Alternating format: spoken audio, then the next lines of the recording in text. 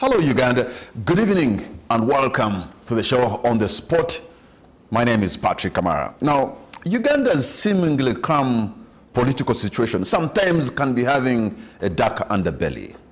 Like from Bobby Wine's flee from the country to the court striking down many sections in the Computer Misuse Act, a law that has been contentious since its passing, specifically sections 11 and 23 that criminalized unauthorized access to data or voice and video recording of another person and sharing or transmitting any information of a child. Article 26, 28, 29 and others all were considered vague by court. We shall be drilling deep into this issue, but also looking into Uganda's political situation and the moving out of the country by the president of the National Unity Platform, the Honorable Robert Kyagulanyi. What does that mean? And my guests this evening are from the NRM Secretariat. I have a director of foreign affairs, matters of the foreign affairs in NRM party, Major retired Paula Awich, and also from the National Unity Platform, we have the treasurer, Mr. Benjamin Katana.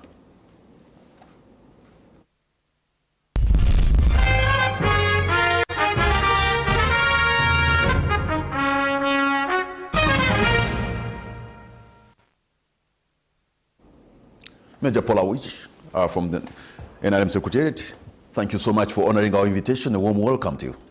Thank you, Patrick. Greetings to my young old boy of Ontario School here and the viewers. Mr. Benjamin Katana, the man with the money of the National Unity Platform. Thank you so much for honoring our invitation. A warm welcome to you. Thank you very much, Patrick. It's a great pleasure. Greetings to you, my colleague and senior OB of Ontario School here, and all the viewers of this show. I was last on this program before Major Awich and his friends allocated themselves 71% of the poll. A few points behind their peer, Denis Sassou of Congo Brazzaville. They couldn't have done better than that? Well, I'm sure now they are saying they could have allocated themselves 110. But Benjamin, you lost an election, Benjamin. Not at all. you lost an election, Benjamin. Yeah. By the way, now that you have started from that, I'm sure many Ugandans, or especially people who are on social media, must have seen the image of the Honorable Robert Kyagulanyi somewhere. In fact, he was standing at the very spot I stood at about 10 years back in Washington, D.C. At Capitol Hill. But his leaving Uganda is not a good thing. Is your principal, Robert Kyagulanyi, running away for his life? Well, it is true that there are people who are after his life, as manifested through, first of all, the threats issued against him, the threats to hurt him, the threats to kill him, but also the actions that transpired at his residence immediately after the elections by the army and other members of the security forces, the harassment and physical assault on his wife and the other members of his household. And so it is very clear that there are people who are after his life, but I want to state without any fear of contradiction that he has not run away. And that, like he has mentioned, he will be back soon. He is only out to execute engagements on behalf of the party, but he will be back in the country. You know, but even when he was here, he was living incognito. He's a man, I just had him on international media saying he was hiding amongst the people, hiding in the population. Clearly, he is a man who was fearing for his life, even here in Uganda, wasn't he? Yes, I have mentioned that his life has been threatened. If you So he's coming back to hide in Uganda like he's been hiding? Well, responsibility. Even when you know that someone is out to hurt you, it cannot take away your duty and sense of responsibility. So what is bringing him back to Uganda is not because the danger has been eliminated, but because he has a duty and responsibility to offer leadership. And that's the reason that he will be coming to Uganda. He will be coming back home. So you say his life is in danger, he's been threatened, and this is not a safe place for him because that's what he has stated, but he's coming back for what, to do martyrdom? Not to do martyrdom, but to execute responsibility. I don't think anybody chooses martyrdom. Martyrdom chooses people. And for you to die or not to die, you don't have to be here. And you also don't need to be hunted to die. Sometimes the one is hunting you may even die before you. That is, it is God who determines who dies, who doesn't. But Benjamin, so, why would anybody be hunting down the Honorable Robert Kyagulanyi? I'm trying to imagine the NRM. You say they allocated themselves 71%. I can imagine it is incumbent upon them to ensure that Robert Kyagulanyi is well and okay. Because if that does not happen, it will make their win to look so ugly. That question is best answered by the ones who have been threatening him, the ones who have invaded his house, demolished doors, assaulted his wife, deployed the army at his residence, and threatened in public to have him killed. And even threatened that the soldiers, by a person no less than the Chief of Defense Forces, that the soldiers have been given instructions to bring him in dead or alive. So the people threatening him are best qualified to answer why they are looking for him. For us, what we can state and which can be corroborated by public statements and actions of the army at his residence is that he's a threatened person, he's a marked person. So you're still one of those who are taking this Twitter storm and exchanges on X, taking it very seriously? Well, but these threats have been followed through with actions at his residence. Major Paula Awich, why, when you listen to Benjamin at the high level of the National Unity Platform, you actually see he's talking with pain. He's concerned about the principle of their party running away for his life.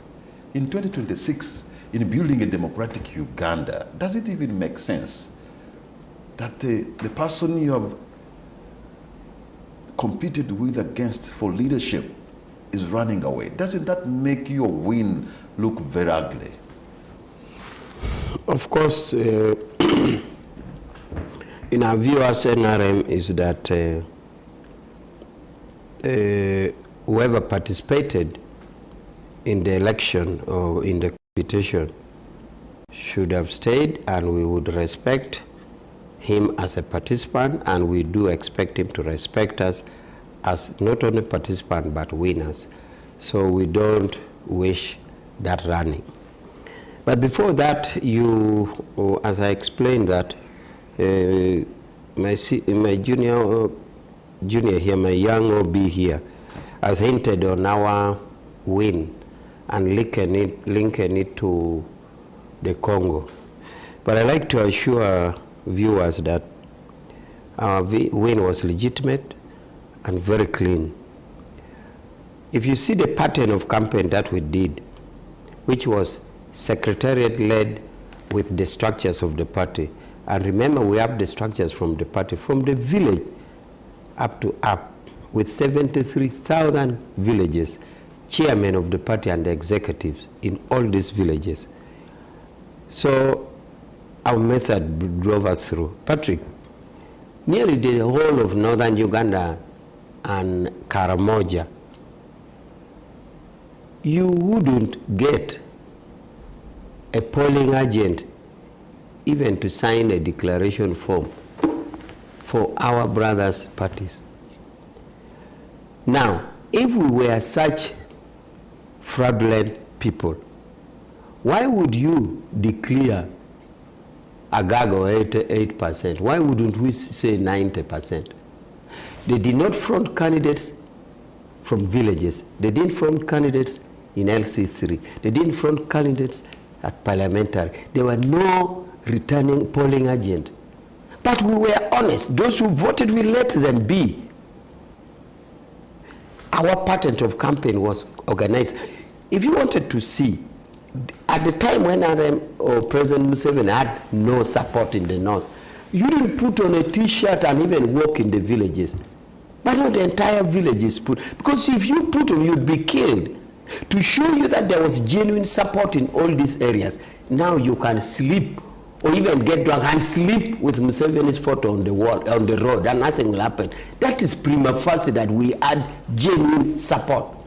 But for you now, we couldn't. Why would we declare that? So I want to put it clearly that our win was genuine, legitimate, and called for. In fact, in the words of Museveni, if all our party members had turned up, would have pushed the percent to 85. They did it. So when you see senior members of the National Unity Platform, including the Vice President Lina Zadriga, who was arrested, taken in a place that was held incommunicado, her relatives and lawyers could not trace her until after some time, including the Vice President of Western Uganda, both of them ladies. Okay. Does that really tell you that you are running on a very leveled ground? Oh, well, I'm glad you have taken leave of the allegation of the win or not win. No, I believe they have a relationship. They have a relationship. Now that brings me to actually, that brings me to Major Wichi. That was within the election period. No, that was after. Anyway, what was bringing me to your substantive question was that connected to the running or the going away abroad of his principle. And now you can actually link it with the arrest of these ones. First of all, there are many things that state agents like intelligence have that is not within our knowledge. So some of those actions of state actors, like the police and the army and the intelligence, they are acting within a preserve of intelligence information that we have. I mean, that they have, that the public is not aware, including, say, going to the home of Honorable Chagulanyi. So that one limits the discussion, and especially my submission. But over and above, in the specific case of Honorable Chagulanyi, if there was intention to arrest, the state could equally have made a criminal summon, and nothing was done like that you're criminal summon for this. Or even that the state has repeatedly said, we were not looking for him for arrest. That is it. But what happens now, in my opinion... Looks like you have not even listened to what Benjamin was saying, because... No, he says, I heard his talks members of working for the state have actually stated that they want him dead. That's what you said. That. I didn't hear. You mind repeating for him what? I didn't hear. I heard from him, but I didn't hear from the state. I have heard from him, but I didn't hear. So I didn't hear, for example, Patrick, I have not heard the CDF. Maybe I didn't follow it up. I didn't hear CDF saying, I want him dead. I didn't. But what I want to say here is that the progression and the move forward of my brother's approach is automatically Plan B. Plan A was try through a democratic process to win an election with the hope that you'd win, especially when crowd turn-up is there, which is misleading. I have told my friends before that we had a by-election in Kisoro when the minister died. Honorable Chagulanyi visited Kisoro. The turn-up was massive. And I told my party members, please, don't be taken by turn-up. You saw what happened in Kisoro.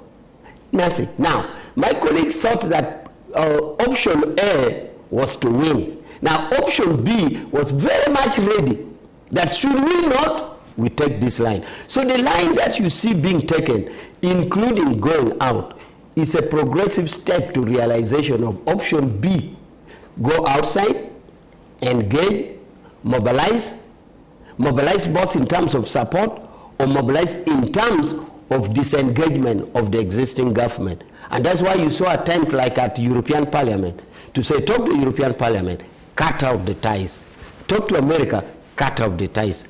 You know, so whatever is going on and going outside is just an activation of a gear which was left pending for plan B. So whether there was a threat or whatever it is, I am very sure that this plan B was still going to be ignited. Okay, let's look back again at the level of the threat that you talked about, and now that looks like Major Paula Awichi knows about your plan B. Maybe you can elaborate more on your plan B. Well, he's the one who should elaborate about plan B. First of all is to state that the allegation by Awichi Paula here that there is a plan B outside the democratic framework of seeking power is false and should be dismissed by everyone who is watching this program. It is just a mechanism that the NRM government has chosen to deploy to gaslight the victims of human rights violations in this country. You know that old adage about a leopard that wants to eat its young ones, and it accuses them of smelling like goats. So the NRM government, whenever it wants to deploy repressive and extreme measures against the population, they must create accusations of undemocratic plans. But that is false, and it should be dismissed as such. But number two, my OB here is an expert on human rights. In the meantime, a producer is running footage in the background of the Honorable Chagulanyi, and also the wife, who were telling the story at Tinsambia Hospital of assault at their home. And well, I wanted to explain that. Yeah, he's an expert on human rights. He's a lawyer and an expert on human rights. I'm giving his profile since he's here. And I'm sure he does not dispute that. Fine. But he does not find a problem with the army abducting people, arresting them without following due process of the law. You have given an example of Dr. Zedriga. There is another example of Jacqueline George Kamshaba, our candidate, our deputy vice president for Western region. There is an example of Bright Muhomza, our coordinator in Ankole. There is an example of John Mary Sevufu, who was coordinating the election activities here in Uganda. There are several examples of young people who were coordinating the agents in northern Uganda, where he's saying we didn't have agents. There was an operation to arrest all our agents, those who did not give in. And you know, there were testimonies by these people before the elections. Those who refused to be bought were intimidated, some arrested, because for them, even before going into an election, their plan is to make sure that they disable the competitors by deploying the state machinery, accusing people of all sorts of crimes, which crimes they are not going to try, but make sure that they are able to paralyze the activities of the opponent, and then come and brag that, oh, they didn't have agents. But when they actually know that they are the ones who arrested the agents and kept them. By the time the post-polling day, we had over 600 leaders and agents in detention. Some have been released now, others are still in detention. Why? Because they were doing so to, first of all, reinforce fear, but secondly, to be able to paralyze our operation of making sure that we have agents at every polling station, we have declaration forms collected from every polling station, and things of that nature. So, but because the NRM has described some time back by one of the, they have lost a sense of direction, they have lost shame, they have lost the sentiment of shame. So they can break the law and brag about breaking the law. All those examples of not having agents, they are not on account of our failure to deploy, but on account of destabilization from the security infrastructure. And mind you, Patrick, and the viewers of this show, the framers of our constitution, owing to the ugly history of our country, where security forces have been deployed by political actors to disadvantage their opponents, leading to instability. I already mentioned here that my brother here, Awichi Paula, is a human rights expert, but he also was part of the Bush War, but he went as a child. And part of why they claimed they had gone to the bush was to stop most of these things: arbitrary arrests, detention without trial, abductions, where these people were held. The examples you have given, Dr. Irina Zedriga and the rest, they were held in an ungazetted detention facility, which we now gather is run by the Special Forces Command. They were arrested, blindfolded, some of them beaten, and ended up in a safe house. That cannot pass the mark of an election where you have the leaders of a political party, because they are running against the one who has now co-opted the security infrastructure to do politics on his behalf. Then you have the security infrastructure moving against his opponents, arresting the leaders and supporters, paralyzing them. For the political leaders of the incumbent political party to come and say, we got 71%, they should be ashamed. Okay, you have narrated quite a long story, but I hoped, and I was looking towards the victor, President Yoweri Museveni, to be magnanimous in his speech. There's a letter he wrote. I thought probably he was going to say, you may not have voted for me, you may not have accepted my candidature, but I hear you, I'll work with you. But if you look into that letter, there's a line actually which said, if I remember very correctly, I extend my condolences to the members of the opposition. There's a letter I read, something like that. And I thought the Fountain of Honor maybe you should have said it differently. I didn't read, I remember that very line, and I'm like, no, this should at least have been, yeah, you may not have voted for me, but I hear you. I will understand, I will work with you. Let's move together. But Apollo, I remember that statement. I extend my condolences to the opposition. Yeah, I don't know which letter you're talking in particular, but about the president's reaction and response after the election. One, I think he will make an elaborate one at the swearing in. So you may be preempting him from what he will extend. But when the Election Commission gave us the party, the declaration results, under the law, a certificate is given. So when us as the party got that certificate, we took it officially to Rwachitora, because then the president was there, and handed him over to him that this is the work we did, this is the certificate, our beautiful 71% that my young OB disputes. Now, the statement he made there is nearest to what you're alluding to, because he says that for a long time, this election has generated consensus in Uganda. That was the only election following the one he had with Semugerere, which kind of looked like Ugandans were thinking together, and he was happy about it. So he said in the Semugerere election, people had still come out from the mindset of the then state brutality, where the army was doing whatever they could and the state. So here comes our NRA that he says, which was so disciplined, which was like a group of nuns, but fighting like lions. That is what we were. So from that, people voted in unison. Semugerere and the group tried, but they couldn't. So in this speech in Rwachitora, he was saying that this election appears like the country has had a consensus. There's now a positive and a uniform thinking generally. So you could see that he was actually ignoring the other aspects of people who didn't agree with him.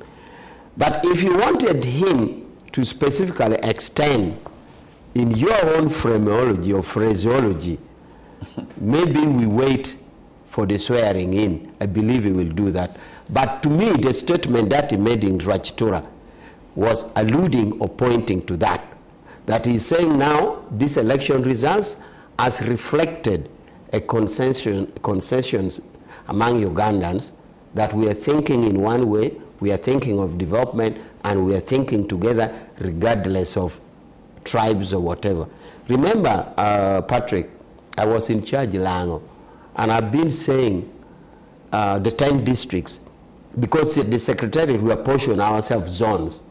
We said that even if you're a director for medical, for now it is vote hunting, you leave the clinic, go. And that's why my brother, director legal, everybody was in the field. So, in my area, I have jokingly said, we now vote like districts in Ankole, like Rwampara. Utuka now votes 80% like Rwampara. Agago like Kazo. And that is the consensus the president is saying. We now vote in a similar percentage, like Kazo, like Ibanda, like Rwampara, like Kiriura. And I'm proud of that, especially the area that I was in charge. So, if that is the statement you want, the packaging or the phraseology may not be the same, but the sense and the spirit is what is said in Rwachitora.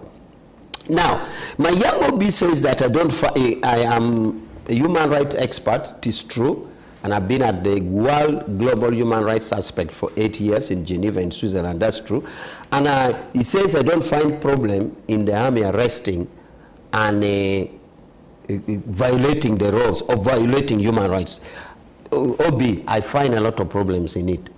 It is not called for, and the party doesn't. For example, if you look at our manifesto, we have a big component of governance, and that governance component in the manifesto has human rights aspect.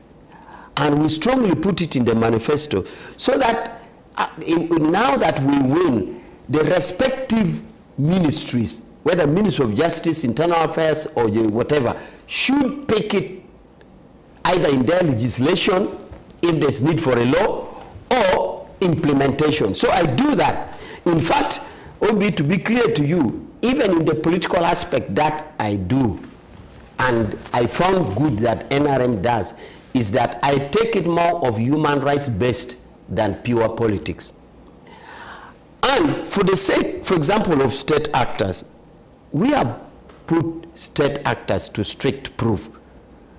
At a time, before this European Parliament, but an earlier one, I went to police and asked them, do you discipline your officers that violate rights?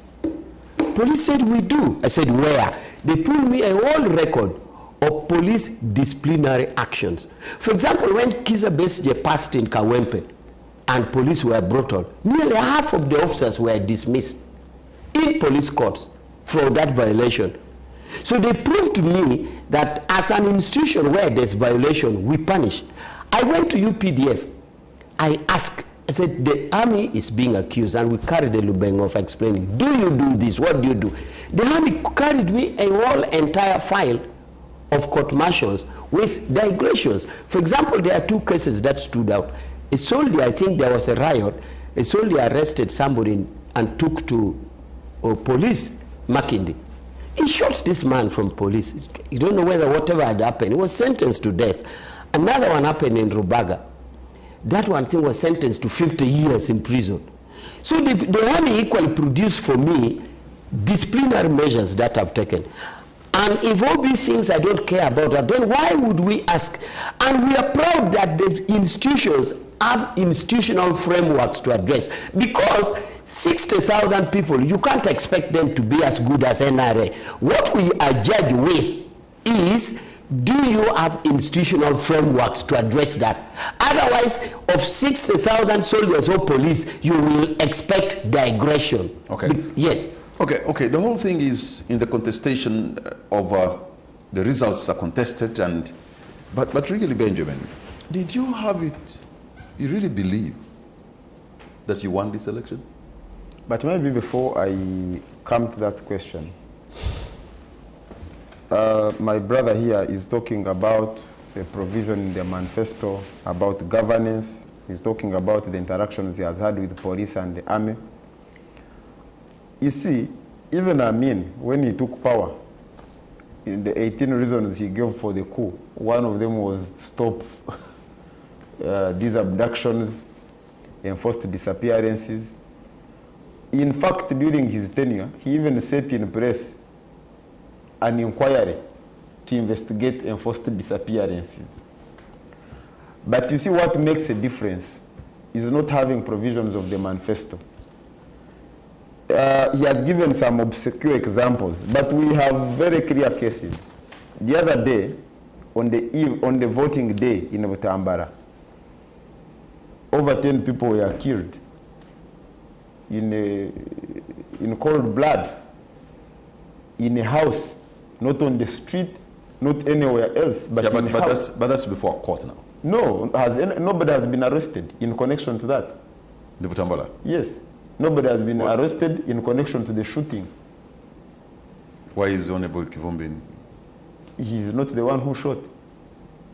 Well, people who shot. That's what I'm saying. Giving you an example. That's what I'm trying to say. I'm giving you an example. The other day, when the wife to the Honorable, our leader, was assaulted, nobody has been held accountable. You remember Uganda, who assaulted Dr. Vesige. He has not been held accountable, and several other examples.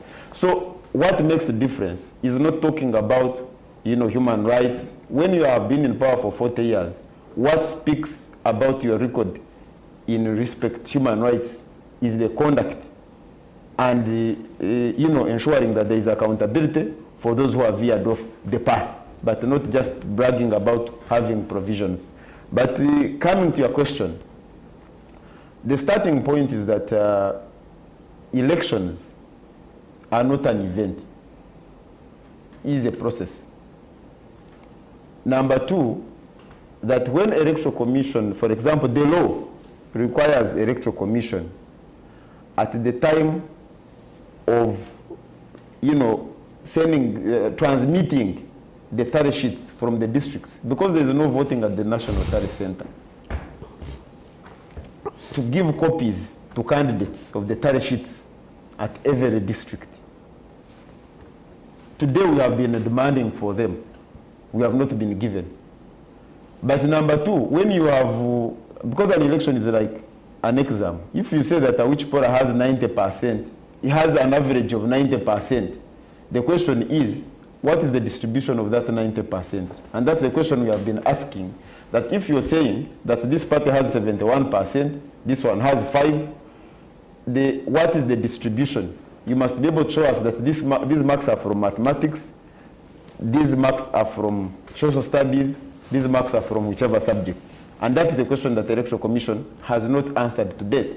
If you go to the website of the Electoral Commission, there are no results that have been displayed.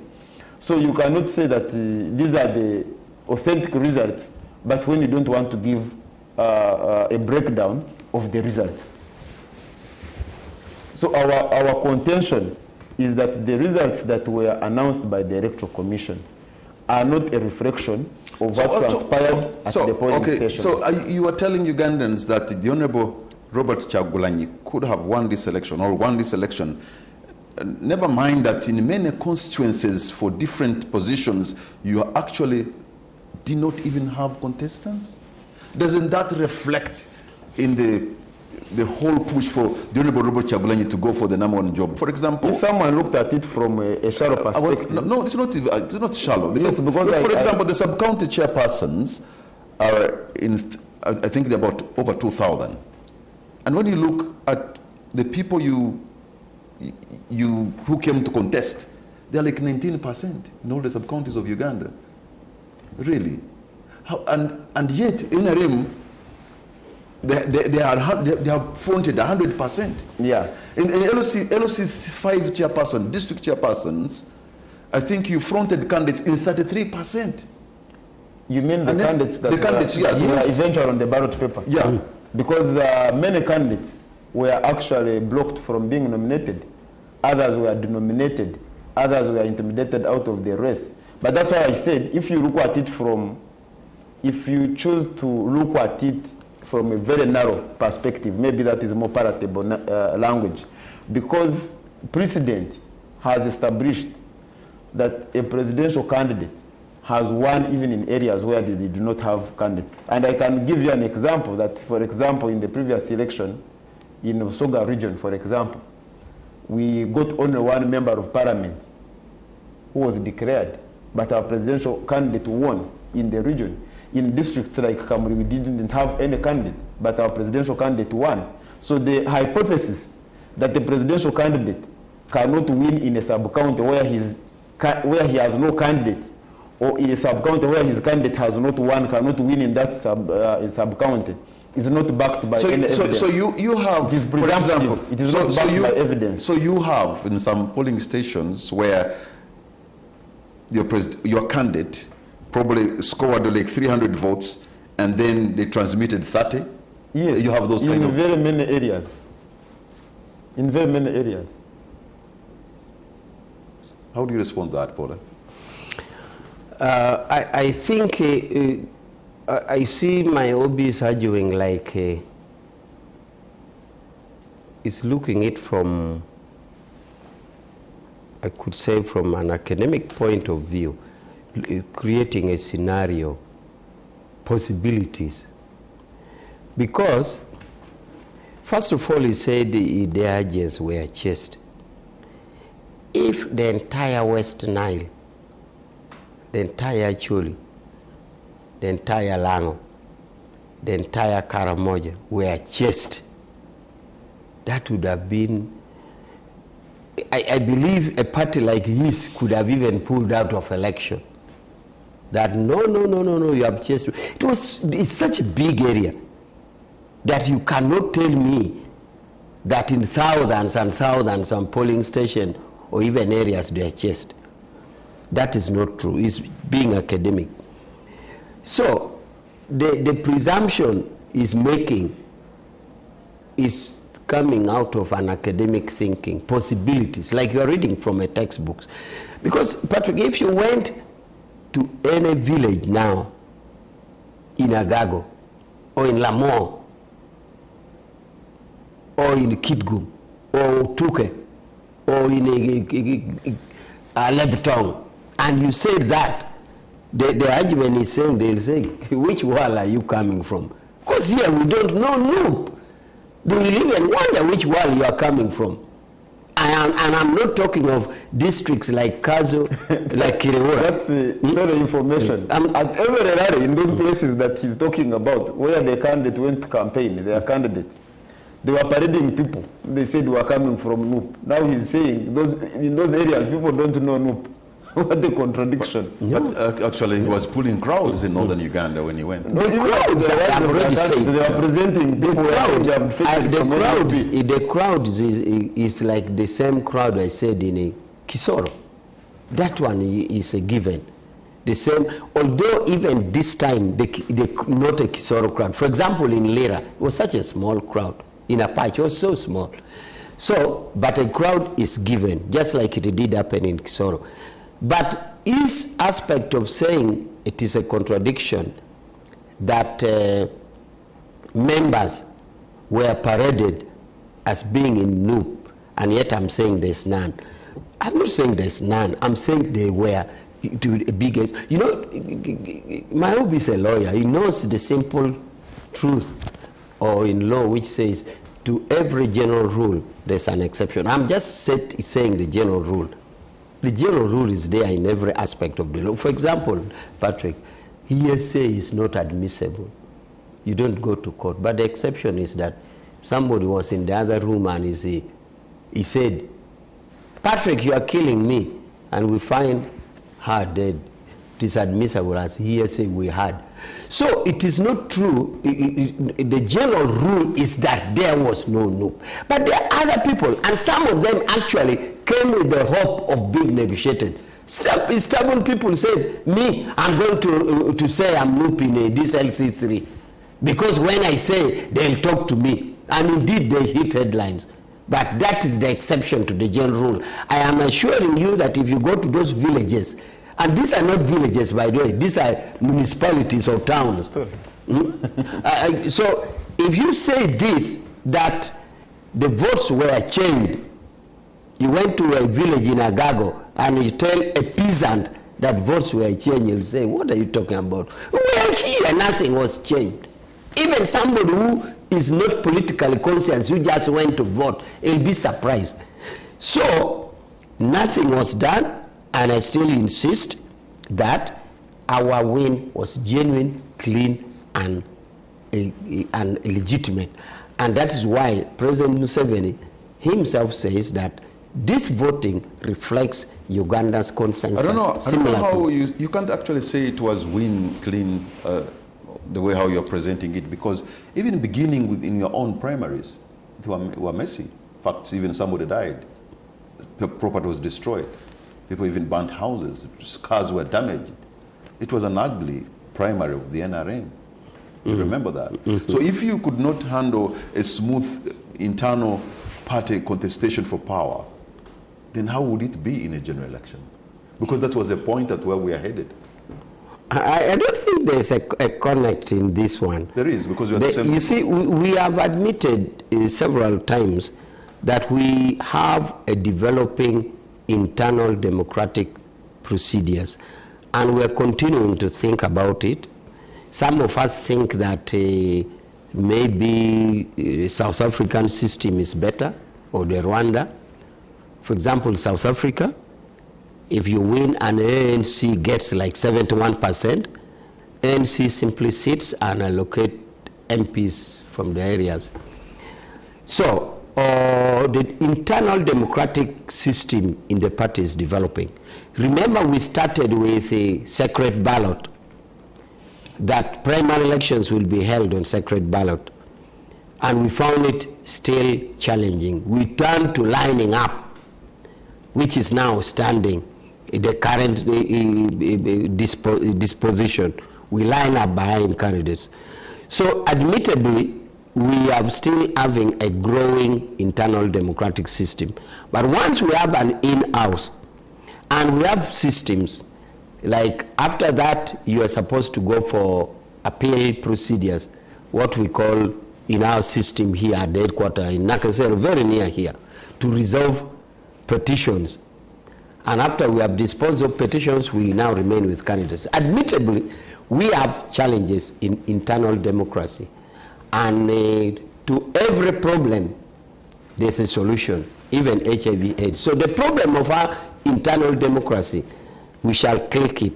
But it is not automatic that since we have our internal challenges, and then it transmits to national. National is a different governance. It is governed by the Election Commission, it is governed by state at its own level, and the boundaries are known. Here in the home and the in-house election, sometimes the boundaries are not known, so it carries its challenges. But for us, immediately we go out there, we go with our discipline, with do's and do-nots, with our code of conduct, and we follow the rule. Okay, so Benjamin, would you say, you can imagine you're planning a political comeback of sorts, and probably learning from the challenges you had, and trying to get back in the game again? Is this what you're going to do? It would be wrong for anybody to categorize it as political comeback. I think what we, and again, like I think I have argued before, I think it would be inappropriate to look at the challenges that we have, because what I've mentioned is really a small, microcosmic representation of what transpired in the general elections, because they were largely fraudulent at different levels. In fact, when it came to local government, like for mayors and councillors, and even parliamentary elections, especially here in the central region and some other parts of the country, outright fraud, where you even find that the third or fourth person is declared the winner.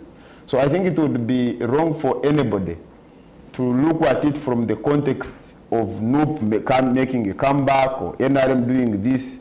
I think it should be looked at in terms of how our country can be redirected to a path where the results of elections reflect the will of the people, not just a ritual for ticking the box that we have had elections. But because even when you see the NRM people, if you have read the letters of Museveni and watched his speeches from the time of elections, you see a man struggling with legitimacy deficit. If you have tension in the country, you have leaders who lack legitimacy. You're setting the country on a path of destruction and instability. It may even take 50 years, it may take 2 days, it may take 1 month or 2 months, but you'll certainly get there. What is happening in Uganda is what has happened in other countries. Okay, hold on to your point, Mr. Benjamin Katana and retired Major Paula, which gentlemen are going to take a break. On the Spot will be right. Welcome back. You're watching On the Spot.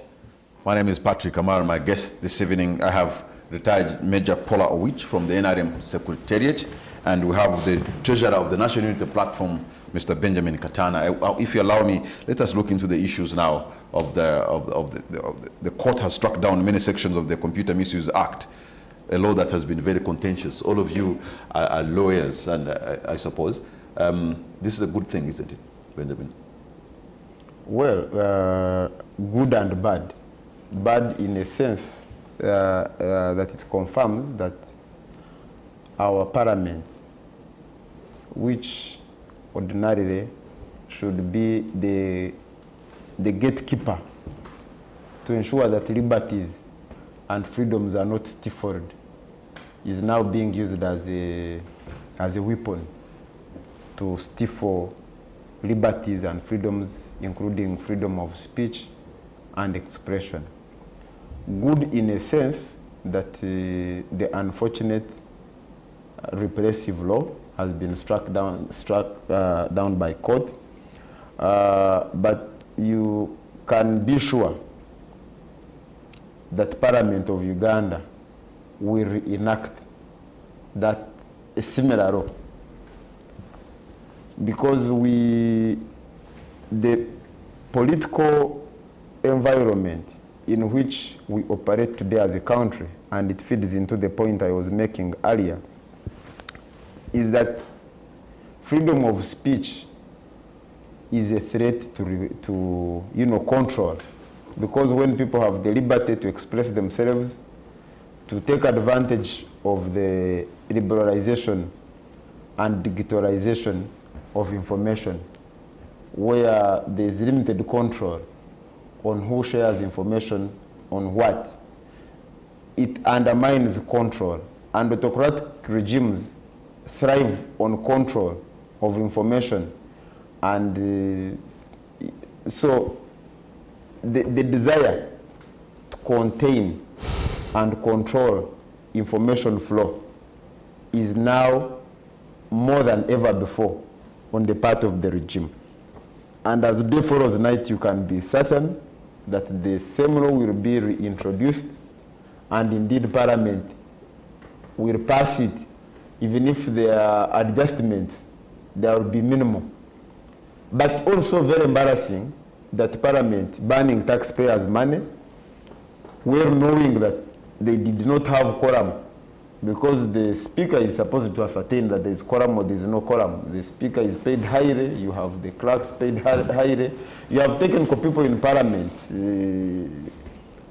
paid highly by the taxpayer to make sure that some of these things that are standard and basic are not violated, and they go ahead and pass a law without the necessary quorum. We celebrate today that the court has nullified the law. On technical ground? Yes, largely on technical grounds. But we should also know that that means that that time, the money and resource was wasted to bring into life, first of all, a repressive law. But while at it, they did not even follow the basic. Maybe, like, they say God works in mysterious ways. Maybe God decided to let them go on a path of, I don't want to use the word blindness. I almost use the more heavy word of, to walk in a blind journey and pass a law without the necessary quorum and what have you. But I can say that it's good because there are so many young people that have been convicted, and some are still serving sentences on the basis of that law. There is a notorious court in NTV where many young people, you are arrested in Jinja, you are taken to NTV and tried. You are remanded, eventually convicted. So many young people. Today, one of my friends and someone that has been very, very active on the front line of fighting for human rights and rule of law in this country. Malema Viliz is in Ruzira on remand on the basis of that unfortunate law. So we are glad that, now it has been nullified, but I can tell you that with the parliament that we have, Major Pala, he has reminded me of the fact that on technical ground, the law was passed without quorum, and that should maybe scare for those who were against this law, because maybe Parliament can reconstitute again, and before you know it, the numbers there. But really, it was infringes on the liberties. It's like the freedom of expression was tried in the courts of Uganda itself. It was what was in the dock. Well, then if that was the law, then it is the law. When we're in Makere. So now that has been struck down, are you going to appeal? Yeah, but I'm saying when we're in Makere, we used to cry to Professor Juku on what we thought were bad laws. And Professor Juku would tell us, me, I'm a professor. I'm teaching you the law. I'm not a lawmaker. It is the law. You go to your MPs. So Juku said, go to your MPs. I'm not a lawmaker. I'm teaching you what is the law. So that is the law. So that was the law at that time. But what is a law, Patrick? Law is in materialistic sociology, as opposed to idealistic sociology, is that law is a superstructure in a society. It is what is supposed to hold the materiality, that is the production relations and the production forces that is in a society. So it is a superstructure. And what is law meant to do, or what is the source of the law? Some sources of the law are meant to cure a mischief in society. So at that point, society would have seen what is wrong and what must be cured. Some laws addresses, it may not be a mischief here, but it addresses international jurisprudence, international context. For example, if United Nations comes up with a convention on the rights of the child and states ratify, then that convention would be commanding states that since you have ratified this convention, please domesticate the law. Make that law part of your law. So you find some laws are coming because of some international. But this one is total against international norms. The other one, yes, I'm still coming to the context. So because the sources would make us know why this came. Some other source of the law is to spur development. When there's bad law in society, development is stagnant, including production in gardens and what. So a good law is expected to hogger well the society, to make society productive. Now, in the case of this law, which was passed and then struck down, one would argue that indeed the court did not say it was a bad law. The court at this stage did not argue the merits. Even the petitioners did not argue the merits, that it was bad. The petitioner simply said, you didn't follow the procedure. The people were not there in the house. And therefore it leaves room for the proposers of the law. If it was a private member's bill, the same private member could still put it back. If it was a government bill, the government would still put it back and call on members. If, for example, it is in the interest of our ruling party, we would therefore put our chief whip to action, to whip our members, starting from the caucus to the house, to say, look, this bill, we as government think it is a bill which, if passed into law, as I said earlier, will augur the society well and will lead into production. Okay. So, therefore, this law is, the striking down is very fragile, because even if it was a private members, it will be put back. Because even in courts of law, the arguers did not argue on the merit. So that is it. But about a particular law, even if it came back being anti-human rights or pro-human rights, Parliament is a national assembly. We are 45 or 50 million Ugandans. We all can't go to Nambole for a national assembly. So this parliament is our assembly. We would only hope that the people we elected have the wisdom to pass laws that protect our rights. Like Professor Juku said, is not a lawmaker. So it is incumbent on the voters who voted on the right people, who we hope and presume that they are sane enough to debate it, especially laws about human rights. Because laws about human rights can catch up with you. We are very well aware of precedents in the past where there's the Bingira case, where you pass the law and the same law catches up with you. So, whether NRM or not, in laws about human rights, we hope that that assembly, where not all of us sit, will do a good job. And if they do it, we respect it. But the point here, the problem is that when it is done through that assembly where not all of us can go, my brother here will say, you see, it is NRM. Now what do we do? Okay. That is the only assembly where people can meet. You made your point, and even Benjamin had talked about this. I think that's where the scare is, because for it to be knocked out on technical grounds, it's something that really maybe should scare. The only correction that I would like to make is that it's not true that the petitioners did not argue the substance. On merit. Because actually the contention was largely on the provisions, other than that, provisions relating to the amendments of 2022. And I think the amendments were brought by the Honorable Sereko.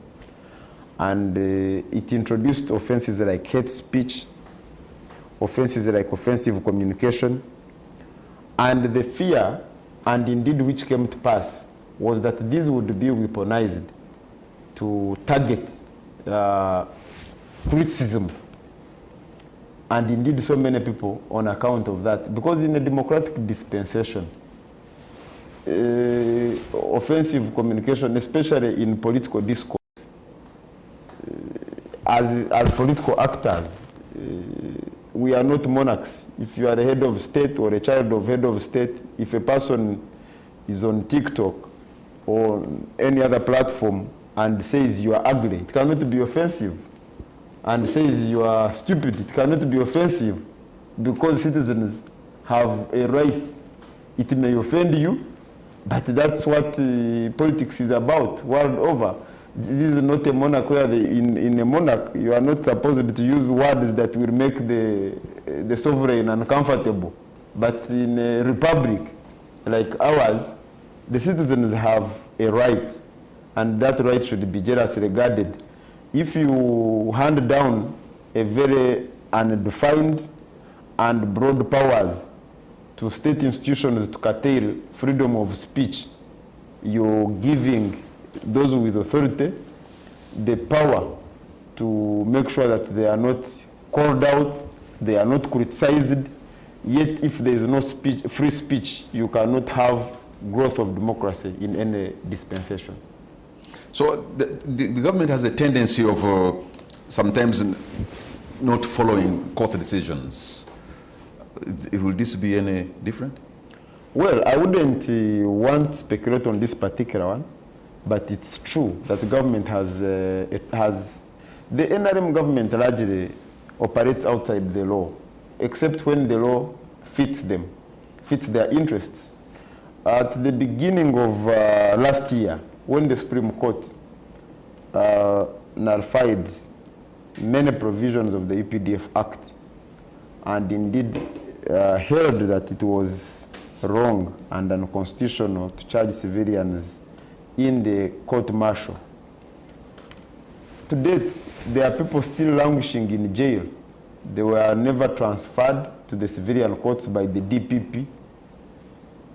As a result, they are still in jail, in abeyance. They don't belong anywhere. But for this particular one, I wouldn't want to speculate, but I wouldn't be surprised if they went against the findings of court, because it is a tradition they have built over time. For as long as it meets their political convenience, they can easily violate. If a government that can violate the constitution cannot fear to violate court rulings. Okay, all of you are lawyers. What happens to people who have been now arrested, convicted, and they are serving sentences on using a law that now has been expanded? Well, I think for the convicts, really they may not have any reprieve, but people on remand, for example, cannot continue to be held on remand on the basis of a law that has been struck down. But the people that unfortunately have been convicted and have served their sentences, they may not have any reprieve. Because by then the law was there. So just to add on that is that, you know, the presumption in law is that a society is not static. A society is dynamic. So maybe at that time when you are convicted, that mischief was there. It was the law. And before it became a law. Take, for example, you have laws like, you had laws like the Karamoja Act, which provides that, which was providing that when five or more Karamojong are together, they should be arrested. The presumption in law is that they're either from a raid or going to a raid. So if at that time that was a law, and he is convicted, and then later you say, no, this is bad, then you, by that time that raid could have been there. Because that law, if it exists at that time the arrest was lawful. Yes, because that would mean even if you get 5 Karamojong in the State House, or 5 Karamojong in Makerere, or in a Garden City, the presumption would be that, because the ingredient of the offense would be, how many are they? There are 5. Are they Karamojong? Yes. So you have met the ingredients of the offense, and they would be. But if convicted and later the law is scrapped off, then he said you can't now, because whichever proceedings you are doing in that court must be by a valid law. Say, for example, if the proceeding is ongoing, are you going to table the law of yesterday? Which was, so that's why the OB is saying those who are convicted would, but this one will not.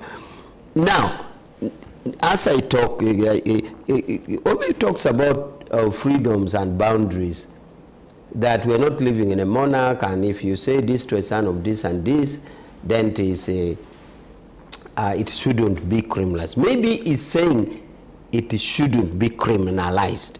Yeah. But it is still unlawful, can be unlawful, because rights are not intersectional. Patrick, my rights, enjoyment of my rights should not infringe your rights. So in that scenario, there's an option of a civil claim. Defamation. So you will have to claim in court that what is saying if the other party feels injured.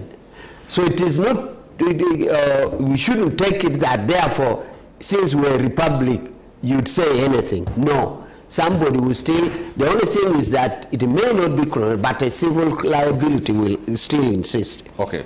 Now, you want me to stop? Yeah, because again, about he says government doesn't follow court decisions. I think that's a very general statement. For example, this last campaign, me and Attorney General Kiwanuka, we insisted clearly that in the past Supreme Court ruling, the court said soldiers shouldn't, and indeed we were careful to advise that please, men and women in uniform, don't. To this extent, the army only don't participate. To this extent, the army only participated in as far as guaranteeing in as far as guaranteeing security. Even the tape where we have, did you see them beating our candidate in Gulu? But not participate in convincing the voters that vote for Museveni. Did you see the chief of staff of Air Force? So it is not true that Actually, governments don't respect. Campaigned for the government for the NRM candidate. Government greatly respects court decisions. Okay. In the interest of time, gentlemen, I want to thank you. Let me give you the opportunity to make your concluding remarks, beginning with you, Benjamin. First of all, it's very important for the people of Uganda, regardless of the political party they subscribe to realize that at a certain point in the history of a country, what is important is not to win an argument, but to work towards building a sustainable, stable nation. And that can be achieved through, among other things, ensuring that there is fairness and that there is justice. And that when you are making a case for legislation, for example, it should not be inspired by your personal convenience at that moment. Because a day in politics is a long time. Very many Ugandans, especially those who have had the opportunity to study history, are conversant with the case of I think it was called, there was a legislation that gave the Minister of Internal Affairs emergency powers to arrest and detain without trial. And that law was championed by, among other people, the bless his soul, the late Grace Stewart Ibingira. He was among the first victims. It is said that when he was arrested, he said fate is a double crosser. So many times when these legislations, like the Computer Misuse Act and others, but even cases of gross injustice are taking place in the country, many people take a position on account of where they belong politically at the time. Think that today, the people who are being beaten or harassed belong to NUP, I am in NRM, it doesn't concern me. But you don't know who will be on the receiving end tomorrow or 2 years from now. It could even be your relative, it could be your friend, it could be your classmate.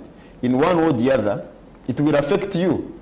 So I think we have a duty to collectively think about and work towards creating a society that is fair, that is inclusive, that does not only work for a few people.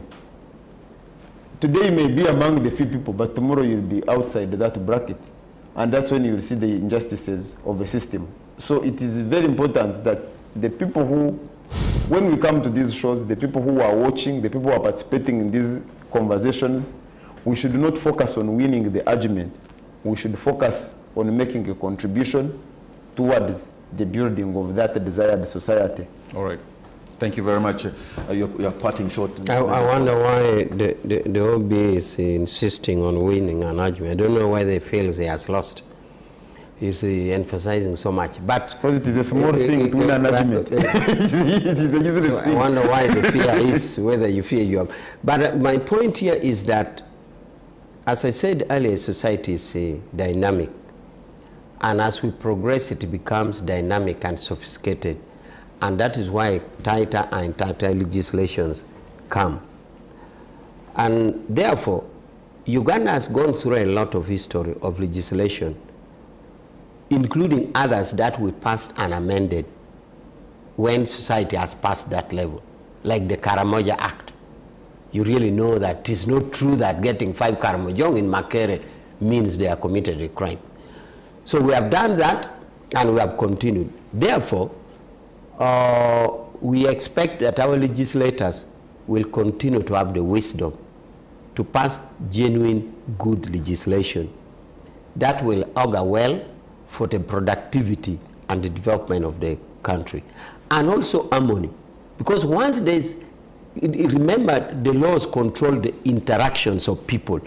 And that is why it gives sanctions, prohibitions, and not prohibitions. Okay. So if our legislators don't pass good laws, even the society will have conflict.